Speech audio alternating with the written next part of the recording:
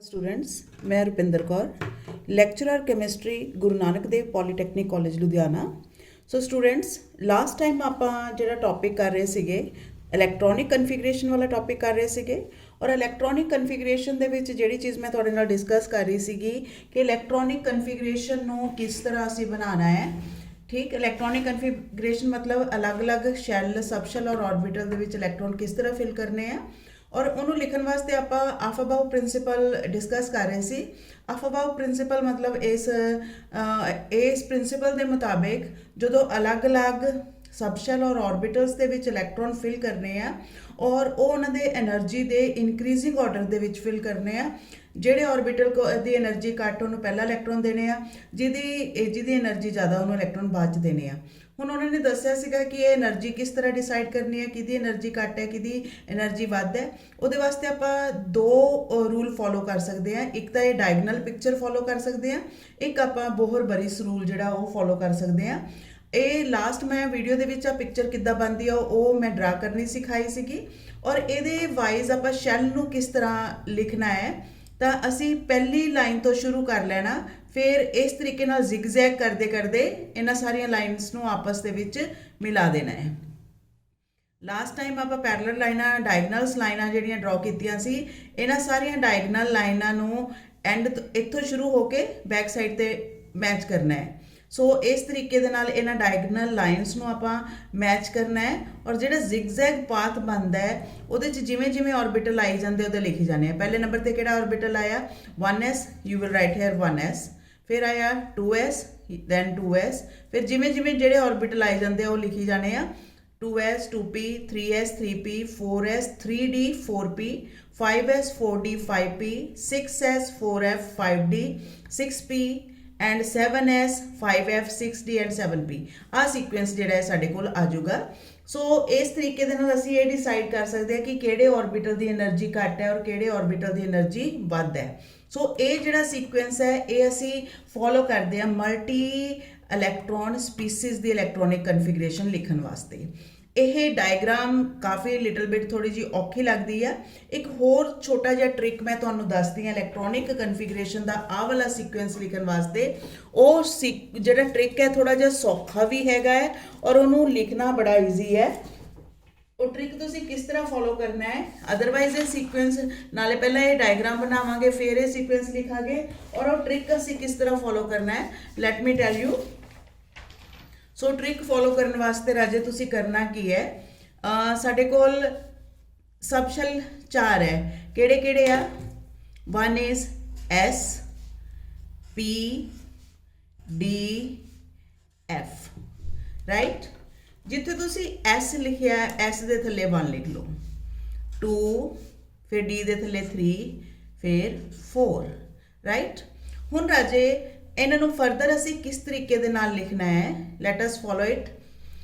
ਪਹਿਲੇ ਨੰਬਰ ਤੇ S ਸ਼ੁਰੂ ਹੁੰਦਾ, ਜਿਹੜੀ ਵੀ ਚੀਜ਼ ਲਿਖਣੀ ਹੈ ਅਸੀਂ ਦੋ ਵਾਰੀ ਲਿਖ ਜਾਣੀ ਹੈ S ਨੂੰ ਦੋ ਵਾਰੀ ਲਿਖ ਲਓ S, ਰਾਈਟ। ਫਿਰ ਇੱਧਰ ਨੂੰ ਮੂਵ ਕਰਨਾ ਹੈ ਆਪਾਂ। ਹੁਣ P ਆ ਗਿਆ, ਅਸੀਂ ਲਿਖਾਂਗੇ P S, ਇਹਨੂੰ ਵੀ ਦੋ ਵਾਰੀ ਲਿਖਣਾ, ਫਿਰ P S, ਰਾਈਟ। ਫਿਰ ਇੱਥੋਂ D ਤੋਂ ਸ਼ੁਰੂ ਕਰ ਦੇਣਾ, ਫਿਰ D P S, ਕੀ ਲਿਖਣਾ ਸੀ ਦੋ ਵਾਰੀ D P, ਇੱਥੋਂ ਸ਼ੁਰੂ ਕਰ ਰਹੀ ਹਾਂ ਹੁਣ ਮੈਂ S, ਫਿਰ ਇੱਕ ਵਾਰੀ ਫਿਰ D P S। ਹੁਣ F ਆ ਗਿਆ, F D P S, F D P S, ਫਿਰ ਇੱਕ ਵਾਰੀ F D P S, right. ਇਸ ਤਰ੍ਹਾਂ ਸਾਡੇ ਕੋਲ ਸੀਕੁਐਂਸ ਬਣ ਜਾਊਗਾ। ਹੁਣ S ਦੇ ਥੱਲੇ ਕੀ ਲਿਖਿਆ ਹੋਇਆ 1, ਰਾਈਟ। S ਦੇ ਥੱਲੇ ਕੀ ਲਿਖਿਆ ਹੋਇਆ 1 ਤੋਂ ਸ਼ੁਰੂ ਕਰ ਲੈਣਾ ਆਪਾਂ, ਠੀਕ ਹੈ। 1 ਜਿੱਥੇ ਜਿੱਥੇ S ਹੈ 1 ਤੋਂ ਗਿਣਤੀ ਸ਼ੁਰੂ ਕਰ ਲੈਣੀ ਆ। ਇਹਦੇ ਅੱਗੇ 2, ਇਹਦੇ ਅੱਗੇ 3, ਇਹਦੇ ਅੱਗੇ 4, ਇਹਦੇ ਅੱਗੇ 5, ਇਹਦੇ ਅੱਗੇ 6, ਇਸ ਅੱਗੇ 7, ਰਾਈਟ। ਇੱਥੇ F ਹੈ ਜੀ, F ਇੱਥੇ ਅਸੀਂ ਕੀ ਲਿਖ ਦਈਏ, so you may write here 8, right. So लिख लिया सी। ਇਸ ਤੋਂ ਬਾਅਦ P ਕਿੱਥੋਂ ਸ਼ੁਰੂ ਹੋ ਰਿਹਾ 2 ਤੋਂ, ਜਿੱਥੇ ਜਿੱਥੇ P ਆ 2 ਤੋਂ ਸ਼ੁਰੂ ਕਰ ਲਓ 2 3 4 5 6 7 right।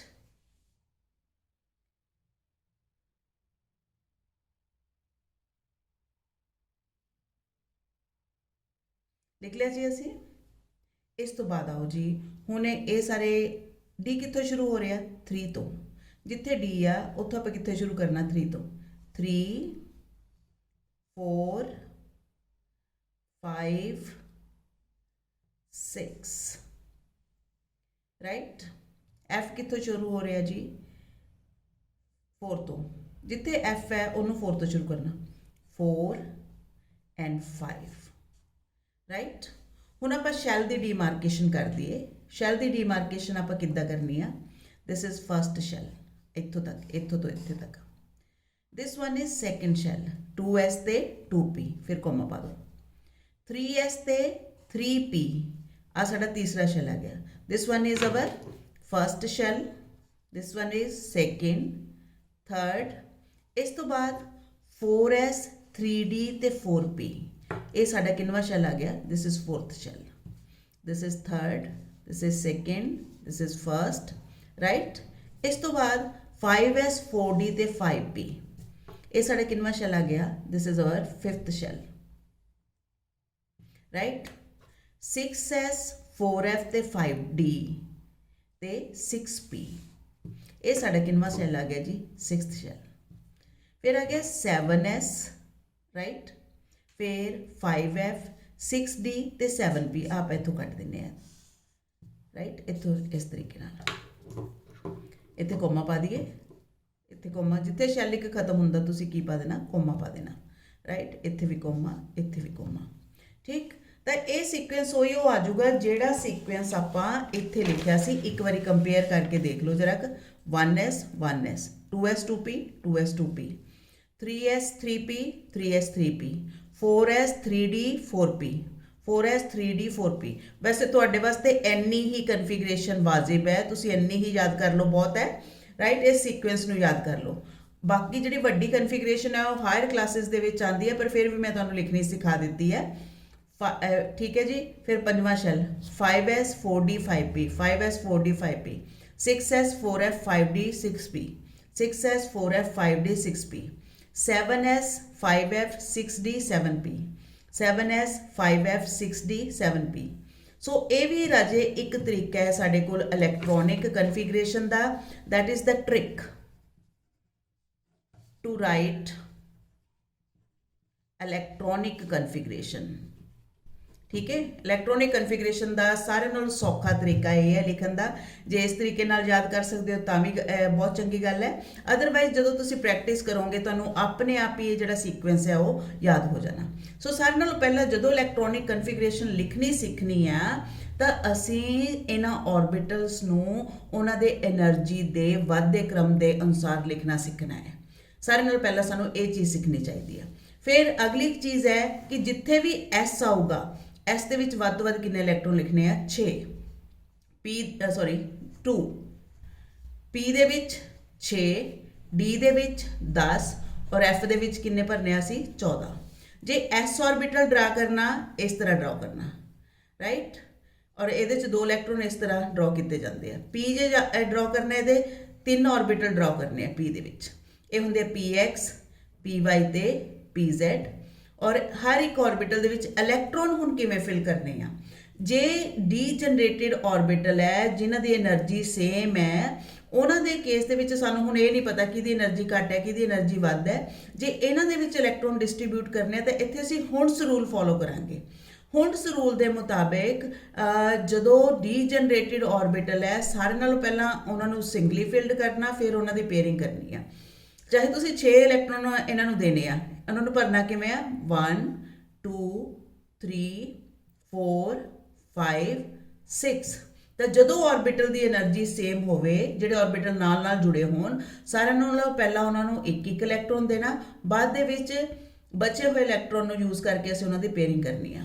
ਹੁਣ डी किवें ड्रॉ करना है? ये 1 2 3 4 5 इन्हां नूं जोड़ के लिखना डी जनरेटेड ऑर्बिटल नूं। ये डी सबशैल है, ਇਹਦੇ ਚ 5 ऑर्बिटल ਹੁੰਦੇ ਆ। ਮੰਨ ਲਓ ਇਹਦੇ ਚ 10 ਇਲੈਕਟ੍ਰੋਨ ਕਿਵੇਂ ਫਿਲ ਕਰਨੇ ਆ? 1 2 3 4 5 6 7 8 9 10। ਹੁਣ ਆ F ਹੈ, F ਦੇ ਵਿੱਚ ਕਿੰਨੇ ਇਲੈਕਟ੍ਰੋਨ ਹੈ ऑर्बिटल है? 7 ਹੁੰਦੇ ਆ। 1 2 3 4 5 6 ਐਂਡ 7। ਹੁਣ ਇਹਦੇ ਵਿੱਚ 14 ਇਲੈਕਟ੍ਰੋਨ ਕਿੱਦਾਂ ਫਿਲ ਕਰਨੇ ਆ? 1 2 3 4 5 6 7 8 9 10 11 12 13 ਐਂਡ 14। ਸੋ ਇਸ ਤਰੀਕੇ ਦੇ ਨਾਲ ਤੁਸੀਂ ਪਹਿਲੇ ਨੰਬਰ ਤੇ ਆ ਸੀਕੁਐਂਸ ਲਿਖਣਾ ਸਿੱਖਣਾ ਹੈ, ਫਿਰ ਇਲੈਕਟ੍ਰੋਨ ਦੀ ਫਿਲਿੰਗ ਕਰਨਾ ਸਿੱਖਣਾ ਹੈ। ਠੀਕ ਹੈ, ਔਰ ਇੱਕ ਤਾਂ ਅਸੀਂ ਇਹਦੇ ਵਿੱਚ ਹੰਟਸ ਰੂਲ ਫੋਲੋ ਕਰਨਾ ਹੈ, ਜਿਹਦੇ ਮੁਤਾਬਿਕ ਜਦੋਂ ਅਸੀਂ ਇਲੈਕਟ੍ਰੋਨਿਕ ਕਨਫੀਗਰੇਸ਼ਨ ਲਿਖਣੀ ਆ, ਜਿਹੜੇ ਡੀ ਜਨਰੇਟਿਡ ਆਰਬਿਟਲ ਹੈ ਜਿਨ੍ਹਾਂ ਦੀ એનર્ਜੀ ਸੇਮ ਹੈ, ਪਹਿਲਾਂ ਉਹਨਾਂ ਦੇ ਵਿੱਚ ਇੱਕ ਇੱਕ ਇਲੈਕਟ੍ਰੋਨ ਡਿਸਟ੍ਰੀਬਿਊਟ ਕਰਨਾ, ਬਾਅਦ ਦੇ ਵਿੱਚ ਉਹਨਾਂ ਇਲੈਕਟ੍ਰੋਨ ਦੀ ਪੇਅਰਿੰਗ ਕਰਨੀ ਆ। ਇਸ ਤੋਂ ਬਾਅਦ ਜਿਹੜਾ ਸਾਡੇ ਕੋਲ ਇੱਕ ਹੋਰ ਰੂਲ ਹੈ ਜਿਹਨੂੰ ਅਸੀਂ ਕਹਿੰਦੇ ਆ ਪਾਲੀਸ ਐਕਸਕਲੂਜਨ ਪ੍ਰਿੰਸੀਪਲ। ਇਸ ਪ੍ਰਿੰਸੀਪਲ ਦੇ ਮੁਤਾਬਿਕ ਜਦੋਂ ਤੁਸੀਂ ਕਿਸੇ ਵੀ ਆਰਬਿਟਲ ਦੇ ਵਿੱਚ ਇਲੈਕਟ੍ਰੋਨ ਫਿਲ ਕਰਨੇ ਆ, ਉਹਨਾਂ ਇਲੈਕਟ੍ਰੋਨ ਦੀ ਸਪਿਨ ਇੱਕ ਦੂਜੇ ਨਾਲ ਆਪੋਜ਼ਿਟ ਰੱਖਣੀ ਆ। ਇੱਕ ਇਲੈਕਟ੍ਰੋਨ ਦੀ ਸਪਿਨ ਅਪਵਰਡ ਰੱਖਣੀ ਹੈ ਤੇ ਦੂਸਰੇ ਇਲੈਕਟ੍ਰੋਨ ਦੀ ਸਪਿਨ ਡਾਊਨਵਰਡ ਰੱਖਣੀ ਆ। ਕਦੀ ਵੀ ਆਰਬਿਟਲ ਦੇ ਵਿੱਚ ਇਲੈਕਟ੍ਰੋਨ ਨੂੰ ਇਦਾਂ ਨਹੀਂ ਫਿਲ ਕਰਨਾ, ਔਰ ਨਾ ਹੀ ਇਲੈਕਟ੍ਰੋਨ ਨੂੰ ਇਸ ਤਰੀਕੇ ਨਾਲ ਫਿਲ ਕਰਨਾ। ਜਦੋਂ ਵੀ ਆਰਬਿਟਲ ਦੇ ਵਿੱਚ 2 ਇਲੈਕਟ੍ਰੋਨ ਫਿਲ ਕਰਨੇ ਆ, ਉਹਨਾਂ ਦਾ ਸੀਕੁਐਂਸ ਕੀ ਰੱਖਣਾ? ਇੱਕ ਦੀ ਸਪਿਨ ਅਪਵਰਡ ਤੇ ਦੂਸਰੇ ਦੀ ਸਪਿਨ ਡਾਊਨਵਰਡ ਰੱਖਣੀ ਆ। ਸੋ ਇਹ ਤਿੰਨ ਰੂਲ ਜਿਹੜੇ ਆ, ਆਫਾਬਾਊ ਪ੍ਰਿੰਸੀਪਲ, ਹੰਟਸ ਰੂਲ ਔਰ ਪਾਲੀਸ ਐਕਸਕਲੂਜਨ ਪ੍ਰਿੰਸੀਪਲ, ਇਹਨਾਂ ਨੂੰ ਤੁਸੀਂ ਕਿਸੇ ਵੀ ਇਲੈਕਟ੍ਰੋਨਿਕ ਕਨਫੀਗਰੇਸ਼ਨ ਨੂੰ ਲਿਖਣ ਤੋਂ ਪਹਿਲਾਂ ਯਾਦ ਰੱਖਣਾ ਹੈ। ਔਰ ਇਹ ਜਿਹੜੇ ਰੂਲ ਹੈ ਐਜ਼ ਏ ਤੁਹਾਨੂੰ ਡੈਫੀਨੇਸ਼ਨ ਵੀ ਆ ਸਕਦੇ ਆ। ਕਿਸ ਤਰੀਕੇ ਦੇ ਨਾਲ ਇਹਨਾਂ ਦਾ ਕੁਐਸਚਨ ਆ ਜਾਂਦਾ ਹੁੰਦਾ ਹੈ? So define and explain the Aufbau principle with the help of proper examples. Raje, so Aufbau principle the definition ਲਿਖਣੀ ਹੈ। Aufbau ਇਹ ਆਲਰੇਡੀ ਆਪਾਂ ਡਿਸਕਸ ਕਰ ਚੁੱਕੇ ਆ ਕਿ ਬੋਹਰ-ਬਰੀ ਰੂਲ ਵੀ ਜਿਹੜਾ ਅਸੀਂ ਫੋਲੋ ਕਰ ਸਕਦੇ ਆ ਜਿਹੜੇ ਆਰਬਿਟਲ ਉਹਦੀ એનર્ਜੀ ਡਿਸਾਈਡ ਕਰਨ ਵਾਸਤੇ। ਔਰ ਇਸ ਰੂਲ ਦੇ ਮੁਤਾਬਿਕ ਜਿਹੜੇ ਆਰਬਿਟਲ ਦੀ n+l ਦੀ ਵੈਲਿਊ ਸੇਮ ਹੋਵੇ, n+l ਦਾ ਆਰਡਰ ਰੱਖਣਾ ਹੈ ਤੁਸੀਂ। ਜਿਹਨਾਂ ਆਰਬਿਟਲ ਦੀ n+l ਦੀ ਵੈਲਿਊ ਜਿਹੜੀ ਆ ਘੱਟ ਹੁੰਦੀ ਆ, ਉਹਨੂੰ ਇਲੈਕਟ੍ਰੋਨ ਪਹਿਲਾਂ ਦੇਣੇ ਆ। ਜਿਹਦੀ n+l ਦੀ ਵੈਲਿਊ ਜ਼ਿਆਦਾ ਹੋਵੇ, ਉਹਨੂੰ ਇਲੈਕਟ੍ਰੋਨ ਬਾਅਦ ਦੇ ਵਿੱਚ ਦੇਣੇ ਆ। ਰਾਈਟ, ਹੁਣ ਇਸ ਰੂਲ ਨੂੰ ਕਿਸ ਤਰੀਕੇ ਦੇ ਨਾਲ ਫੋਲੋ ਕਰਨਾ ਹੈ? that rule is known as Bohr Bury rule. ਔਰ ਇਹਦੀ ਹੈਲਪ ਵੀ ਸਾਨੂੰ ਇਹ ਇਲੈਕਟ੍ਰੋਨਿਕ ਕਨਫੀਗਰੇਸ਼ਨ ਲਿਖਣ ਦੇ ਵਿੱਚ ਜਿਹੜੀ ਆ ਇਸ ਬੋਹਰ-ਬਰੀ ਰੂਲ ਦੀ ਵੀ ਅਸੀਂ ਹੈਲਪ ਲੈ ਸਕਦੇ ਆ। n+l ਰੂਲ ਹੈ ਕੀ ਆ? n+l ਰੂਲ ਇਸ ਰੂਲ ਦੇ ਮੁਤਾਬਿਕ ਜਿਹੜੇ ਆਰਬਿਟਲ ਦੀ n+l ਦੀ ਵੈਲਿਊ ਘੱਟ, ਉਹਦੀ એનર્ਜੀ ਵੀ ਘੱਟ, ਜਿਹਦੀ n+l ਦੀ ਵੈਲਿਊ ਜ਼ਿਆਦਾ, ਉਹਦੀ એનર્ਜੀ ਵੀ ਜ਼ਿਆਦਾ। ਹੁਣ ਇਹਦੇ ਵਿੱਚ ਅਸੀਂ ਕੁਝ ਇੱਕ ਕੇਸ ਲੈਣੇ ਆ, ਜਿਵੇਂ 1s ਤੇ 2s ਆਰਬਿਟਲ। ਠੀਕ ਹੈ, ਸਾਡੇ ਕੋਲ 1s ਤੇ 2s ਆਰਬਿਟਲ ਹੈ, ਇਹਨਾਂ ਚੋਂ ਕਿਹਦੀ એનર્ਜੀ ਘੱਟ ਹੈ, ਕਿਹਦੀ એનર્ਜੀ ਜ਼ਿਆਦਾ ਹੈ। ਅਸੀਂ ਇਹਨਾਂ ਨੂੰ ਕੰਪੇਅਰ ਕਰਨਾ ਹੈ। How you can compare? ਤੁਸੀਂ ਇਹਦੀ n+l ਦੀ ਵੈਲਿਊ ਕੰਪੇਅਰ ਕਰੋ। n ਬੇਟਾ ਪ੍ਰਿੰਸੀਪਲ ਕੁਆਂਟਮ ਨੰਬਰ ਦੀ ਵੈਲਿਊ ਹੈ, l ਐਜ਼ੀਮੂਥਲ ਕੁਆਂਟਮ ਨੰਬਰ ਦੀ ਵੈਲਿਊ ਹੈ। ਠੀਕ ਹੈ, ਸਾਡੇ ਕੋਲ ਜਿਵੇਂ s ਵਾਸਤੇ ਜੇ s ਆਰਬਿਟਲ ਲਿਖਣਾ ਹੈ, s ਵਾਸਤੇ l ਦੀ ਵੈਲਿਊ ਕਿੰਨੀ ਹੁੰਦੀ ਹੈ? l = 0, p ਵਾਸਤੇ 1, d ਵਾਸਤੇ 2, f ਵਾਸਤੇ 3। ਇਹ ਚੀਜ਼ ਤੁਸੀਂ ਹਮੇਸ਼ਾ ਹੀ ਸਾਈਡ ਤੇ ਲਿਖ ਲੈਣੀ ਹੈ ਤਾਂ ਕਿ ਕਨਫਿਊਜ਼ਨ ਨਾ ਹੋਵੇ। ਰਾਈਟ, ਹੁਣ ਇਸ ਆਰਬਿਟਲ ਦੀ n+l ਦੀ ਵੈਲਿਊ ਸਾਡੇ ਕੋਲ ਕੀ ਆਈ ਹੈ ਜੀ? n1। ਠੀਕ ਹੈ, l ਦੀ ਵੈਲਿਊ s ਵਾਸਤੇ l ਦੀ ਵੈਲਿਊ ਕਿੰਨੀ ਹੁੰਦੀ ਹੈ? 0, ਤਾਂ ਅਸੀਂ ਇੱਥੇ 0 ਭਰਤਾ। ਤਾਂ ਇਹਦਾ n+l ਦੀ ਵੈਲਿਊ ਕਿੰਨੀ ਹੈਗੀ? 1। ਔਰ 2s ਦੇ ਕੇਸ ਦੇ ਵਿੱਚ n ਦੀ ਵੈਲਿਊ 2 ਔਰ l ਦੀ ਵੈਲਿਊ 0। ਸੋ ਆਨਸਰ ਕਿੰਨਾ ਆ ਗਿਆ? 2। ਤਾਂ ਇਹਨਾਂ ਦੋਨਾਂ ਦੇ ਵਿੱਚੋਂ n+l ਦੀ ਵੈਲਿਊ ਕਿਹਦੀ ਘੱਟ ਹੈ? ਇਹਦੀ। ਤਾਂ ਇਹਨੂੰ ਪਹਿਲਾਂ ਇਲੈਕਟ੍ਰੋਨ ਦੇਵਾਂਗੇ, ਇਹਨੂੰ ਬਾਅਦ ਦੇ ਵਿੱਚ। ਇਸ ਕਰਕੇ ਜਦੋਂ ਸੀਕੁਐਂਸ ਦੇ ਵਿੱਚ ਲਿਖਣਾ ਹੈ, 1s ਪਹਿਲਾਂ ਲਿਖਾਂਗੇ ਤੇ 2s ਬਾਅਦ ਦੇ ਵਿੱਚ। ਰਾਈਟ, ਸੋ ਇਸੇ ਤਰੀਕੇ ਦੇ ਨਾਲ ਇੱਕ ਅਗਲਾ ਕੇਸ ਹੈ, ਜਿਵੇਂ ਸਾਡੇ ਕੋਲ ਹੈਗਾ ਜੀ 4s ਐਂਡ 3d ਆਰਬਿਟਲ। ਠੀਕ ਹੈ, ਹੁਣ 3d ਪਹਿਲਾਂ ਆਉਣਾ ਚਾਹੀਦਾ ਹੈ, 4s ਬਾਅਦ ਦੇ ਵਿੱਚ ਆਉਣਾ ਚਾਹੀਦਾ। ਪਰ ਹੁੰਦਾ ਕੀ ਹੈ, 4s ਪਹਿਲਾਂ ਆਉਂਦਾ, 3d ਬਾਅਦ ਚ ਲਿਖਿਆ ਜਾਂਦਾ ਹੈ। ਜਿਵੇਂ ਅਸੀਂ ਆ ਇਲੈਕਟ੍ਰੋਨਿਕ ਕਨਫੀਗਰੇਸ਼ਨ ਲਿਖੀ ਸੀਗੀ, ਇੱਥੇ ਦੇਖੋ ਅਸੀਂ 3s 3p ਫਿਰ 4s ਆ ਗਿਆ, 3d ਬਾਅਦ 'ਚ ਚਲਾ ਗਿਆ। ਕਿਉਂ ਗਿਆ ਇਹਦੇ ਤੋਂ ਬਾਅਦ? ਇਹਦੀ ਜਸਟੀਫਿਕੇਸ਼ਨ ਕਾਹਦੇ ਨਾਲ ਅਸੀਂ ਦੇ ਸਕਦੇ ਹਾਂ? n+l ਰੂਲ ਦੇ ਨਾਲ। n+l ਰੂਲ 4s ਜਿਹੜਾ ਸਾਡੇ ਕੋਲ ऑर्बिटल है, 4s ऑर्बिटल वास्ते n+l ਦੀ ਵੈਲਿਊ ਕੀ ਬਣਦੀ ਹੈ? n ਦੀ ਵੈਲਿਊ ਇੱਥੇ 4 ਹੈ, ਰਾਈਟ। s ਵਾਸਤੇ l ਦੀ ਵੈਲਿਊ ਕੀ ਹੁੰਦੀ ਹੈ? 0, 4 + 0 = 4, ਰਾਈਟ। ਦੂਸਰੇ ਕੇਸ ਆ ਗਿਆ ਸਾਡੇ ਕੋਲ 3d। 3d ਦੇ ਕੇਸ ਦੇ ਵਿੱਚ n ਦੀ ਵੈਲਿਊ 3, ਰਾਈਟ, ਔਰ d ਦੀ ਵੈਲਿਊ d ਵਾਸਤੇ l ਦੀ ਵੈਲਿਊ ਕਿੰਨੀ ਹੈ ਜੀ? 2, ਤਾਂ 2 ਪਲੱਸ ਕਰ ਦੋ 5। ਸੋ 3d ਦੀ n+l ਦੀ ਵੈਲਿਊ 5 ਹੈ, ਇਸ ਕਰਕੇ ਇਹਦੀ એનર્ਜੀ ਵੀ ਜ਼ਿਆਦਾ ਹੋਊਗੀ। और 4s वास्ते n+l ਦੀ ਵੈਲਿਊ 4 ਹੈ, ਘੱਟ ਹੈ, ਇਸ ਕਰਕੇ ਇਹਦੀ એનર્ਜੀ ਵੀ ਘੱਟ ਆਊਗੀ। ਤਾਂ ਜਦੋਂ ਅਸੀਂ ਇਲੈਕਟ੍ਰੋਨਿਕ ਕਨਫੀਗਰੇਸ਼ਨ ਲਿਖਣੀ ਆ 4s ਪਹਿਲਾਂ ਤਾਂ ਆਉਂਦਾ ਹੈ ਤੇ 3d ਬਾਅਦ ਦੇ ਵਿੱਚ ਆਉਂਦਾ, ਕਿਉਂਕਿ ਇਹਦੀ એનર્ਜੀ n+l ਰੂਲ ਦੇ ਮੁਤਾਬਿਕ ਘੱਟ ਹੈ, ਇਹਦੀ એનર્ਜੀ ਜ਼ਿਆਦਾ ਹੈ। ਹੁਣ ਕੇਸ ਇਹ ਆ ਗਿਆ, ਜੇ ਮੰਨ ਲਓ ਕੋਈ ਐਸਾ ऑर्बिटल ਹੈ ਜਿਹਦੀ n+l ਦੀ ਵੈਲਿਊ ਜਿਹੜੀ ਹੈ ਸੇਮ ਹੋਵੇ, ਤਾਂ ਉਹਨਾਂ ਦੇ ਕੇਸ ਦੇ ਵਿੱਚ ਅਸੀਂ ਕਿਸ ਤਰ੍ਹਾਂ ਡਿਸਾਈਡ ਕਰੀਏ ਕਿ ਕਿਹੜੇ ऑर्बिटल ਦੀ એનર્ਜੀ ਘੱਟ ਹੈ ਤੇ ਕਿਹਦੀ એનર્ਜੀ ਜਿਹੜੀ ਹੈ ਸਾਡੇ ਕੋਲ ਜ਼ਿਆਦਾ ਹੈਗੀ ਆ। ਜਿਸ ਤਰ੍ਹਾਂ ਸਾਡੇ ਕੋਲ ਆ ਕੇਸ ਆ ਗਿਆ 2p ਤੇ 3s। 2p ਦੇ ਵਿੱਚ n+l ਦੀ ਵੈਲਿਊ n2, p ਵਾਸਤੇ l ਦੀ ਵੈਲਿਊ 1, 2 + 1 = 3, और 3s वास्ते n+l ਦੀ ਵੈਲਿਊ 3 + 0 = 3। ਦੋਨਾਂ ਵਾਸਤੇ n+l ਦੀ ਵੈਲਿਊ ਸੇਮ ਆ ਗਈ। ਤਾਂ ਇਦਾਂ ਦੇ ਕੇਸ ਦੇ ਵਿੱਚ ਅਸੀਂ ਕਿਹਦੀ એનર્ਜੀ ਘੱਟ ਮੰਨੀ ਹੈ? ਜਿਹਦੀ n ਦੀ ਵੈਲਿਊ ਘੱਟ ਹੈ, ਤੇ ਜਿਹਦੀ n ਦੀ ਵੈਲਿਊ ਜ਼ਿਆਦਾ ਉਹਦੀ એનર્ਜੀ ਜ਼ਿਆਦਾ ਮੰਨੀ ਹੈ। ਇਸ ਕਰਕੇ 2p ਅਸੀਂ ਪਹਿਲਾਂ ਲਿਖਾਂਗੇ, 3s ਜਿਹੜਾ ਬਾਅਦ ਦੇ ਵਿੱਚ ਲਿਖਾਂਗੇ।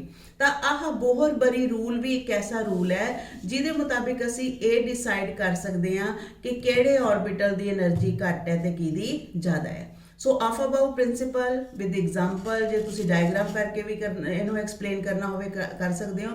सो ये अपने आप दे विच भी काफ़ी ज़्यादा इंपॉर्टेंट क्वेश्चन है। अगला क्वेश्चन आ गया जी, जेड़ा second is Pauli's exclusion principle, right. जे असी पॉलिस एक्सक्लूजन प्रिंसिपल बारे पढ़ीए तो इस प्रिंसिपल दे मुताबिक हर एक इलैक्ट्रॉन यूनीक एटम दे विच, ठीक है, ਇਹਦੇ ਮੁਤਾबिक ਕਿਸੇ ਵੀ ਇੱਕ ਐਟਮ ਦੇ ਵਿੱਚ ਕਿਸੇ ਵੀ ਦੋ ਇਲੈਕਟ੍ਰੋਨ ਦੇ ਸਾਰੇ ਕੁਆਂਟਮ ਨੰਬਰ ਬਰਾਬਰ ਨਹੀਂ ਹੋ ਸਕਦੇ, ਰਾਈਟ। ਕੋਈ ਇੱਕ ਨਾ ਇੱਕ ਕੁਆਂਟਮ ਨੰਬਰ ਜ਼ਰੂਰ ਉਹਦਾ ਡਿਫਰੈਂਟ ਹੋਊਗਾ। ਔਰ ਹੋਰ ਆਫਾਬਾਓ ਪ੍ਰਿੰਸੀਪਲ ਦੀ ਡੈਫੀਨੇਸ਼ਨ ਕੀ ਹੈ ਕਿ ਜਦੋਂ ਅਸੀਂ ਕਿਸੇ ਵੀ according to this law there will be only 2 electron in an orbital with opposite spin। ਇਸ ਲਾਅ ਦੇ ਮੁਤਾਬਿਕ ਇੱਕ ऑर्बिटल ਦੇ ਵਿੱਚ ਜਦੋਂ ਤੁਸੀਂ ਇਲੈਕਟ੍ਰੋਨ ਫਿਲ ਕਰਨੇ, ਸਿਰਫ 2 ਫਿਲ ਕਰਨੇ ਆ, ਇੱਕ ਦੀ ਸਪਿਨ ਉੱਪਰ ਨੂੰ ਰੱਖਣੀ ਹੈ, ਇੱਕ ਦੀ ਸਪਿਨ ਡਾਊਨਵਰਡ ਰੱਖਣੀ ਆ।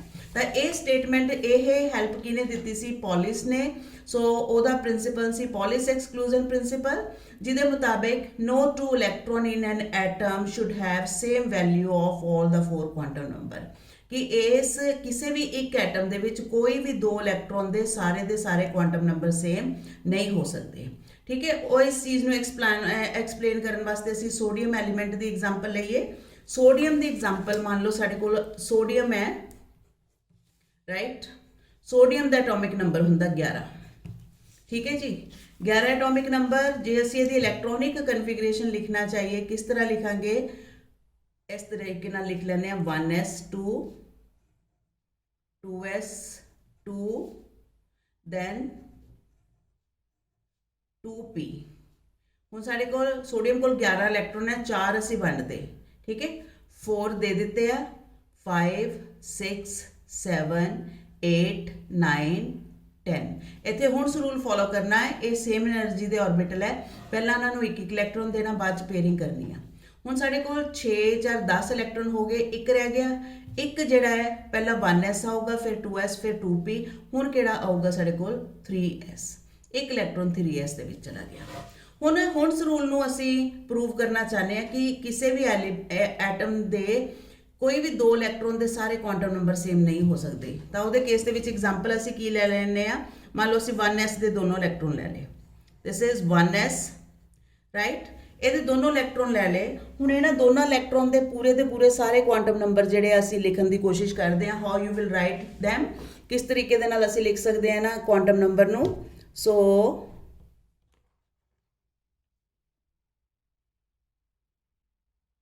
ਇਹਨਾਂ ਕੁਆਂਟਮ ਨੰਬਰ ਨੂੰ ਲਿਖਣ ਵਾਸਤੇ ਆਪਾਂ ਥੋੜਾ किस तरीके दे नाल इन्हां नूं मैंशन करना। मान लो 1s ਦੇ 2 इलैक्ट्रॉन लेते आपां, ठीक है, एक इलैक्ट्रॉन आ वाला एक आ इलैक्ट्रॉन है, ठीक।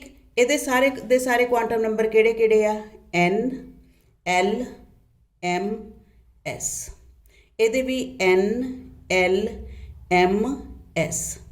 सो इस आ वाले इलैक्ट्रॉन दे पहला सारे क्वांटम नंबर लिखिए। इस इलैक्ट्रॉन वास्ते प्रिंसीपल क्वांटम नंबर की वैल्यू की है 1, दैट इज 1। इस इलैक्ट्रॉन वास्ते भी प्रिंसीपल क्वांटम नंबर की वैल्यू की है 1, क्योंकि ये पहले शैल दे विच प्रेजेंट है, so you will write here 1। और ਇਹਦਾ भी सब शैल एस है तो एल की वैल्यू 0, और इस ਦਾ भी सब शैल एस है, ਇਹਦੀ भी एल की वैल्यू 0, राइट। हुण आ गई गल जी एम ते, जे ए 0 है भी 0, ए 0 है तो ये भी 0। हुण ਇਹਦੀ स्पिन की गल आ गई, ਇਹਦੀ स्पिन अपवर्ड है, ਇਹਦੀ डाउनवर्ड, तो ਇਹਦੇ वास्ते एस की वैल्यू पॉजिटिव हाफ, और ਇਹਦੇ वास्ते एस की वैल्यू नैगेटिव हाफ, राइट। हुण राजे ये साडे कोल हो गया 1 0 0 एंड सो ऑन, ठीक है। आ तीनों के तीनों क्वांटम नंबर दोनों के सेम है, पर आ चौथा क्वांटम नंबर अलग हो गया, डिफरेंट हो गया। तो इस कहने का भाव कि असी जे सोडियम के ईवन एक ऑर्बिटल के विच पए 2 इलैक्ट्रॉन लिते, उन्होंने भी दोनों क्वांटम नंबर सेम नहीं है। जे आप आ वाले दोनों इलैक्ट्रॉन लै लीए, एक 1s का अपवर्ड लै लीए स्पिन सेम वाले, ठीक है, 1s का, दूसरा 2s का लै लीए, फिर ये क्वांटम नंबर लिखने की कोशिश करिए, n l m ते s की वैल्यू लिखिए, n l m ते s की वैल्यू, n की वैल्यू ये वास्ते 1 है, ये वास्ते n की वैल्यू की है इस इलैक्ट्रॉन की 2 है, राइट। s है इस करके ये वास्ते l की वैल्यू 0, ये वास्ते भी 0, जे एल 0 यदा भी m0, यदा भी m0, यदी भी स्पिन अपवर्ड है, यदी भी स्पिन अपवर्ड है, तो इत्थे भी पॉजिटिव हाफ, और इत्थे भी साडे कोल की आऊगा पॉजिटिव हाफ। सो आ तीनों क्वांटम नंबर हुण असीं सेम करते, पर आ क्वांटम नंबर की हो गया, अलहदा हो गया। सो स्टूडेंट्स जिन्नी मर्जी कोशिश कर लो, असी किसी भी एलीमेंट दे सारे क्वांटम नंबर कभी भी सेम नहीं कर सकते, ठीक है।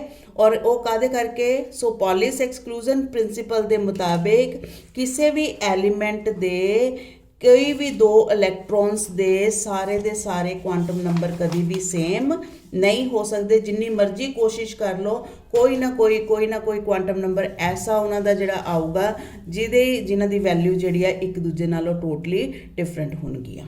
सो this is Pauli's exclusion principle, very very important. इस तो बाद जिहड़ा अगला प्रिंसिपल आपां डिस्कस करना है, that principle is known as the Hertz rule, ठीक है।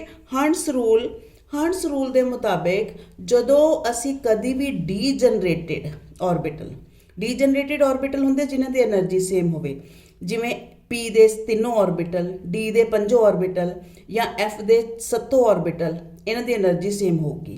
कहते जदों असी इन्हां ऑर्बिटल दे विच इलैक्ट्रॉन की फिलिंग करनी आ, पहला हर एक ऑर्बिटल नूं एक इलैक्ट्रॉन देना, बाद दे विच उन्हां दी पेयरिंग शुरू करनी आ, राइट। सो ये भी इलैक्ट्रॉनिक कन्फिगरेशन नूं लिखण दे वास्ते ये रूल जिहड़ा है वो साडी हेल्प करदा है कि जदों भी ਡੀਜਨਰੇਟਿਡ ऑर्बिटल की इलैक्ट्रॉनिक कन्फिगरेशन लिखनी है, first of all each orbital should be singly filled before its pairing should occur, ठीक है। और दूसरा इस रूल में असीं इदां भी कह सकते हैं कि जे कोई ऑर्बिटल हाफ फिल्ड है तो फुली फिल्ड है, वो एक्सट्रा स्टेबल होंदे आ, right. So this is Hund's rule for maximum multiplicity. तो जदों भी किसी भी एलीमेंट की इलैक्ट्रॉनिक कन्फिगरेशन लिखनी शुरू करनी आ, असीं तिन्नां इन्हां रूल्स का चंगी तरह ख्याल रखना है, ठीक है। हुण राजे आपां पहले 20 एलीमेंट्स की इलैक्ट्रॉनिक कन्फिगरेशन लिखनी सीखनी है, वो मैं अपने अगले वीडियो दे विच पोस्ट कर दी हाँ, राइट। सो ये वास्ते हुण मेरे वालों बहुत बहुत धन्नवाद, शुक्रिया स्टूडेंट्स।